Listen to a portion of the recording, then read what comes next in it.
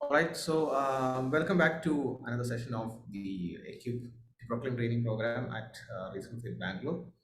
We are looking at the penultimate argument in our series. We have just the resurrection argument left to complete. And today we are looking at what would be the final philosophical scientific combination argument of the series. Because with the resurrection, we look at more history philosophy there. And so I'm just going to go and screen share the argument.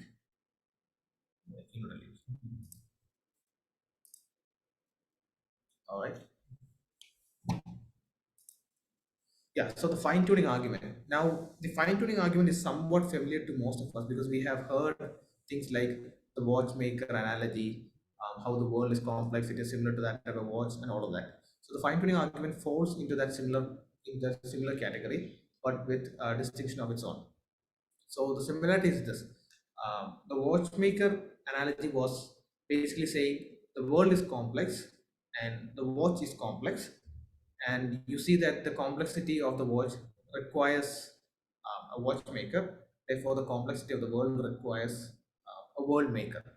And William Paley brought this argument about in by the towards the end of the 19th century, mid 19th century. So since then, it's been pretty popular, and there has been variations of that argument to make sense to people. People have used how the building is complex and structured, and the building has a builder. Same goes with the world, and so on and so forth.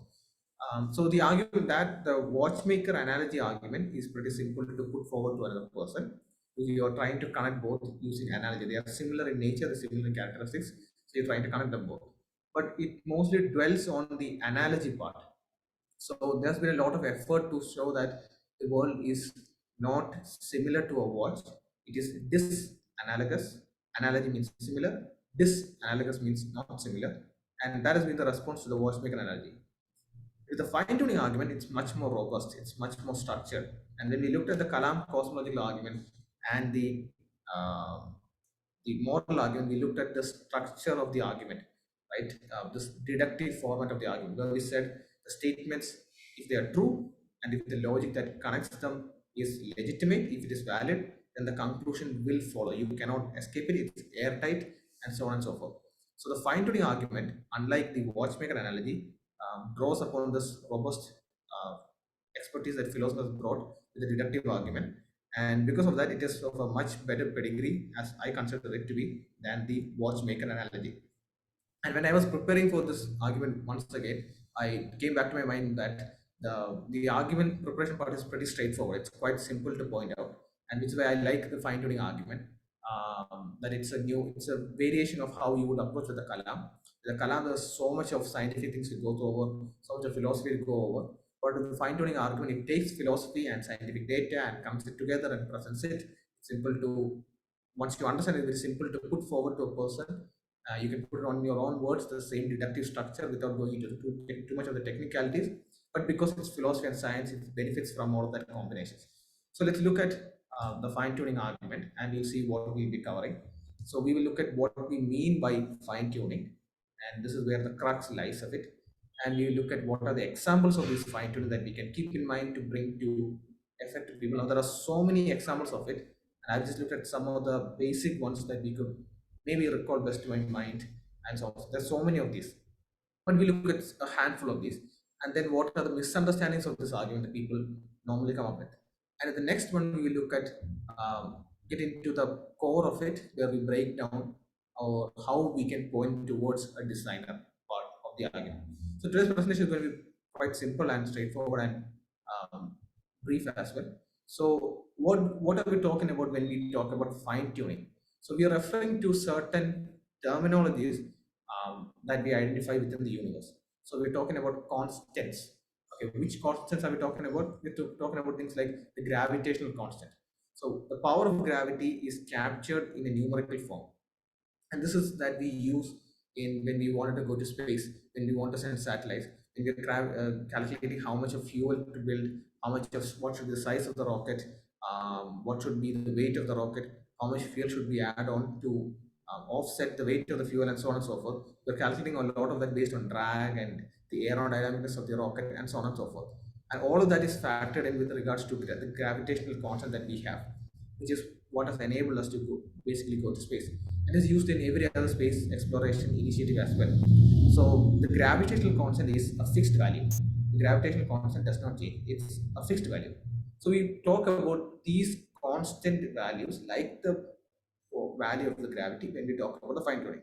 What is another thing that we talk about? We talk about things called arbitrary physical quantities. So again, these are quantities like the gravitational constant. They refer to a physical thing or a physical part of the universe. So therefore, they are physical quantities. But when we say they are arbitrary, we're talking about a sense that there doesn't seem to be any sort of determination to these quantities or values whatsoever. So we call these arbitrary physical quantities. An example of this would be one of the key one is what we call as the entropy level. So the level of the combination between equilibrium and disequilibrium of energy at the starting of the universe. So the universe is in a progression of going from equilibrium to disequilibrium of sorts. We are running out of energy. We are becoming more inefficient, and so this process of losing energy is called the process of entropy. And when the universe started off, it had this particular value in its entropy. It had this one particular level of energy within the universe. We don't know why that was the case. It just was. Right? There doesn't seem to be any particular explanation for that level of energy at the beginning of the universe per se. And so we look at it as arbitrary physical quantities. We don't have an explanation. It just was. So we're talking about these stuff. We're talking about the gravitational constant, physical quantities, entropy level, and so on and so forth. But we're not talking about the law of gravity per se, right? So in the law of gravity, you can see this. This is the equation of the law of gravity. Force is equal to G into m1 m2 divided by r square.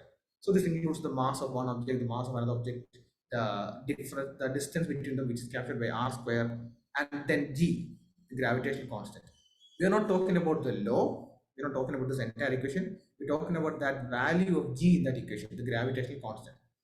And it's when people misunderstand this part that they come up with the responses that miss the point. So how should you present it when you're talking to a person? You can quite simply say that the universe has certain quantities to it, like gravity. How did we go to space? We know what is the force of gravity. We know what is the force of gravity between planets and comets and stars and the suns, and we have been able to capture it with the gravitational constants value, and we use that in our space exploration.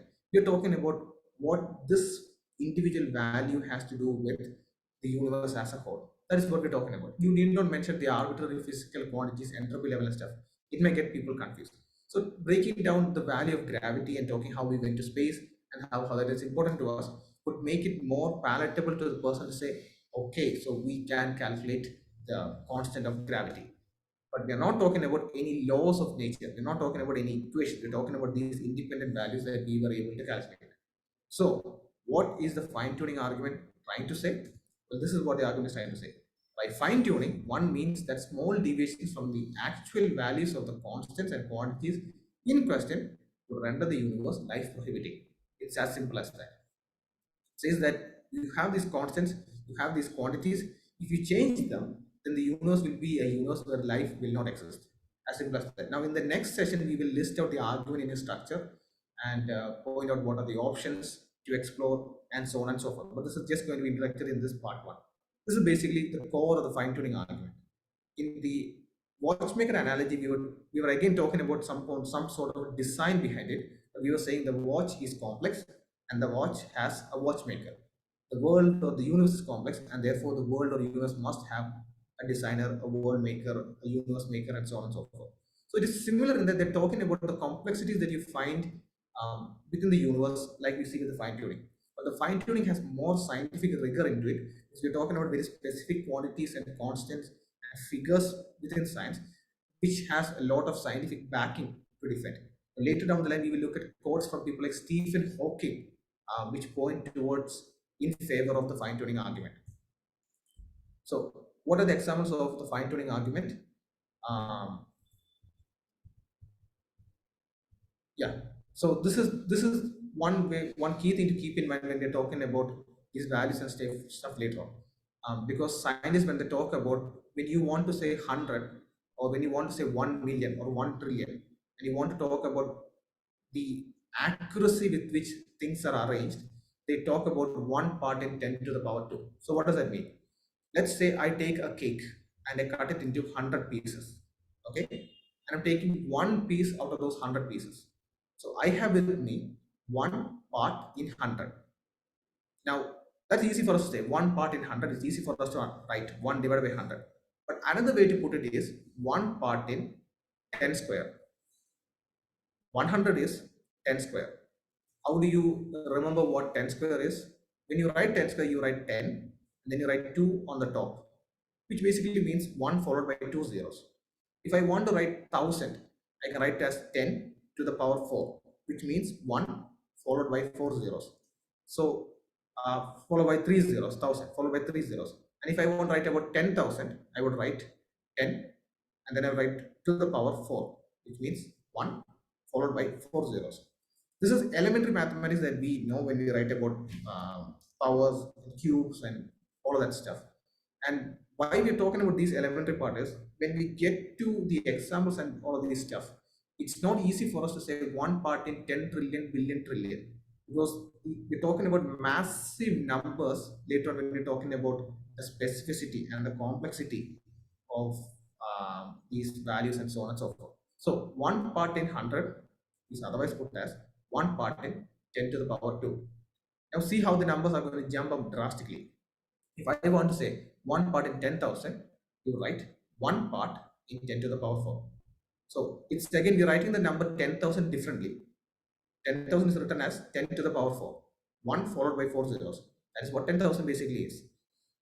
So right now we are standing at 10 to the power 4. The power is 4. What if we jump to 1 part in 10 crore? Imagine you're taking a lottery and there are 10 crore people who are taking the lottery, right? 10 distinct individuals who are taking the lottery. Your chance of winning the lottery is 1 in 10 crore, 1 part in 10 crore. Imagine you're taking a big cake and you're cutting into 10 crore pieces. And you're taking one piece out of the 10 crore. Imagine how small that one piece is going to be. So when we write it, we would write it as 1 part in 10 to the power 8. So from jumping from 10 to the power 4 to 10 to the power 8, we have a huge jump. 10 crore is massive when compared to 10,000. So don't look at the superscript of 8 and 4 and think it's just a 4-digit difference. We're talking about a massive, we're talking about 8 digits are immediately jumping in. Now let's look at 1 part in 100 trillion. 1 part in 100 trillion. That is written as 1 part in 10 to the power 15. So we are just putting 1 followed by 15 zeros. And we reach the figure 1 in 100 trillion. Again, this is very basic elementary maths part. So once we grasp it, when we look at the values and stuff, it immediately kicks in. So what we see with the examples of the fine tuning is that we have examples of how the ratio of the mass of protons and electrons are in the exact form that would allow life to exist on Earth. This is one of the examples. And then the another example is that after the Big Bang happened, after the Big Bang happened, the expansion of the universe, just 1 part in 100,000 million 1 second, was exactly it should have been for the universe to be in this current state that we are. In fact, 100,000 million is too much for me to calculate to write it into 10 to the power, whatever that is. So you can figure out how massive a number we're talking about. Imagine there are 100,000 million people taking a lottery, and you are one person taking the lottery. And how confident will you be that sheer luck will make you a winner of that lottery? It is a huge figure, but and you see that if you were to win it, the sheerness of the luck, the unbelievable of the luck is so huge. It is that same wonder with which we look at the universe when we realize that the expansion of the universe within that 1 second point, and again, we're not talking about 1 second after the Big Bang. You're taking that 1 second, you're breaking it down into 100,000 million parts.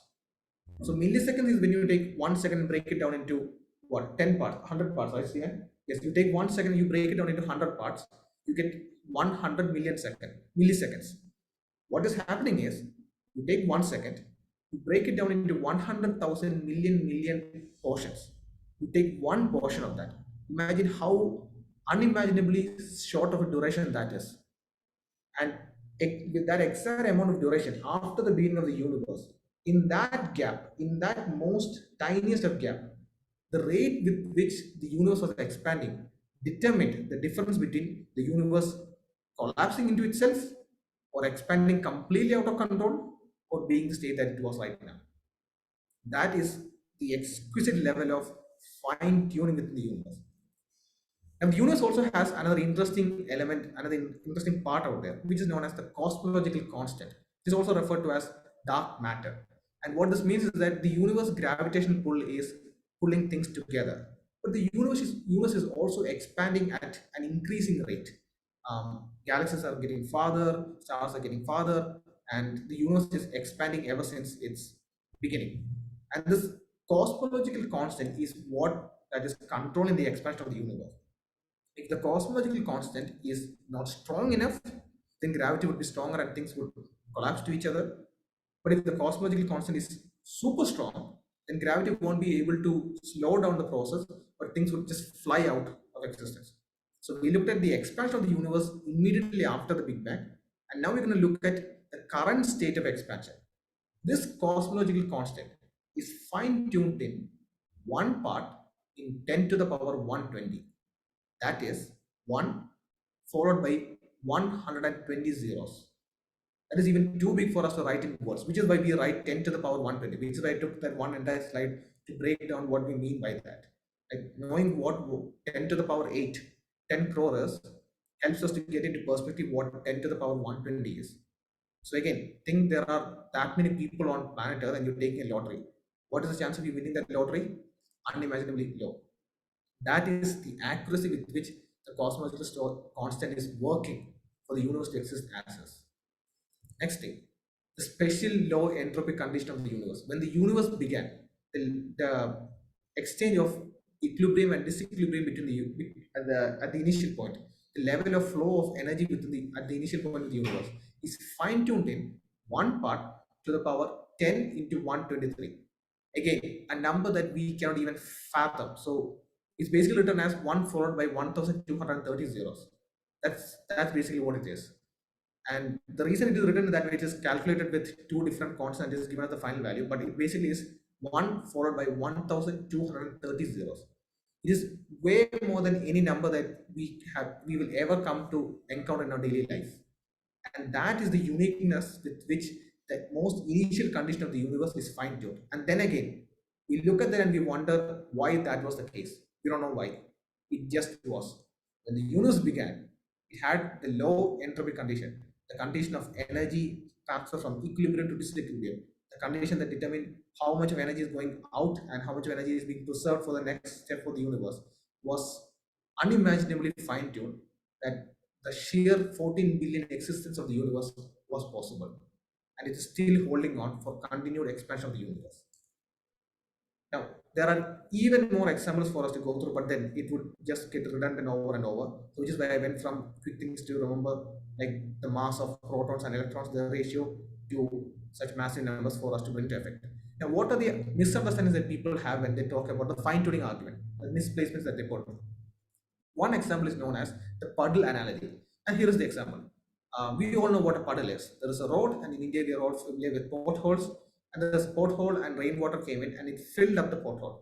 So one day, this puddle woke up. This water body woke up, and it realized that it is occupying the space of the pothole perfectly. And water has the property to take up the shape of the vessel. So the puddle is occupying the space of the pothole perfectly. And then the puddle thought, maybe the porthole is designed for me to fit my survival. And then they go on to say, but that is not the case.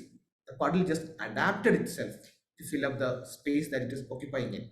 Similarly, we should not be surprised with us fitting in perfectly with the universe. We just adapted and evolved to fit perfectly with how the universe and the earth is, and that is just our ability to adapt. The problem with this analogy is they're taking the word life and using it in an extreme progressive sense.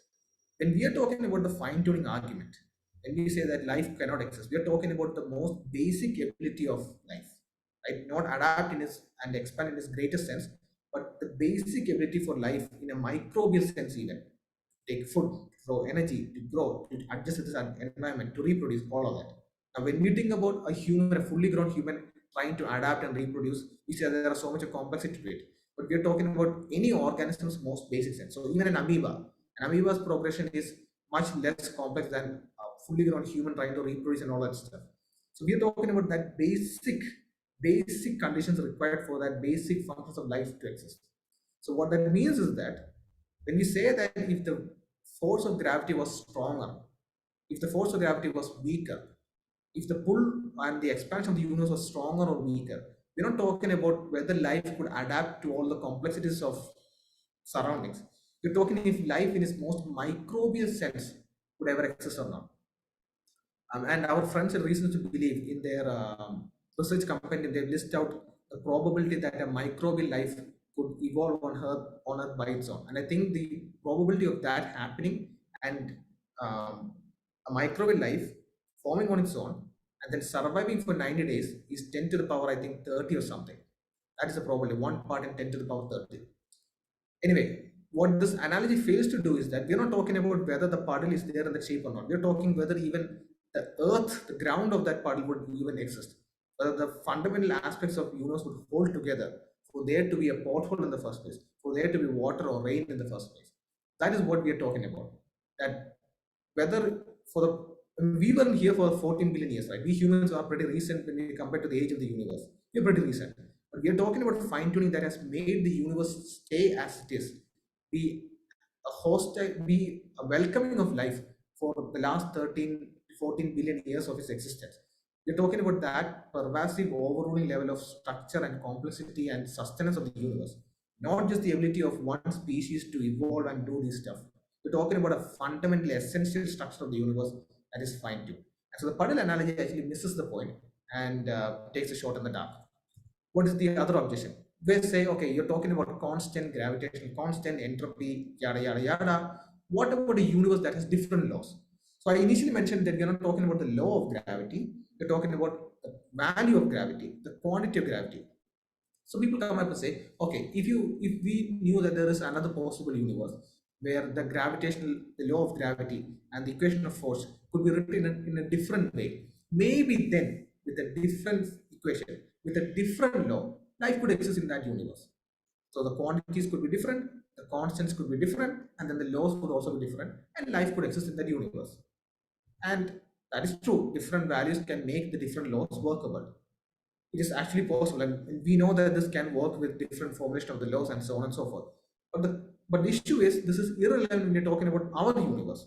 And there is a very good example to point out why we're not talking about different laws, or how that all of that could be completely changed around to see what is happening. An example is this: there is a huge wall. Okay, imagine a wall nearby you. There is a huge wall, and in that wall you have, let's say, a 10-meter by 10-meter blank area, and in that blank area, there is one single fly sitting. And you're telling a person, okay, I want you to take aim at that fly sitting in that blank area and shoot it, right? Now, on the rest of the wall, it is crowded with flies. There is no space of the wall that you can see. It's actually filled with flies.